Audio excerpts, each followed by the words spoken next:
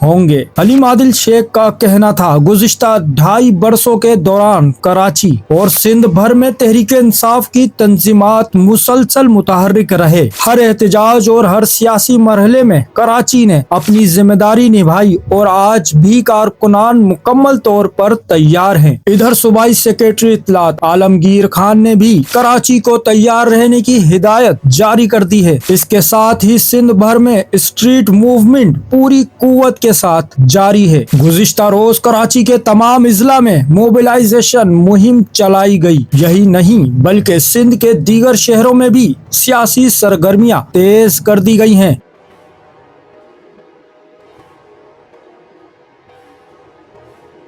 दूसरी जानिब एक और बड़ी पेशरफ्त सामने आई है। तोशाखाना 2 केस में इमरान खान और बुशरा बीबी की सजाओं के खिलाफ बाकायदा अपीलें दायर कर दी गई हैं। नाजरीन, आप तमाम से दरख्वास्त है, ये वो हकाइक हैं जो आजकल आपको देखने में नहीं आ रहे। हम वो खबरें सामने ला रहे हैं जो जमीनी सतह पर पेश आ रही हैं। अगर आप सच जानना चाहते हैं तो हमारे साथ जुड़े रहें। चैनल को फॉलो सब्सक्राइब करें, वीडियो को लाइक करें, अपनी राय कमेंट में दें और इस आवाज को आगे तक पहुंचाएं। शुक्रिया।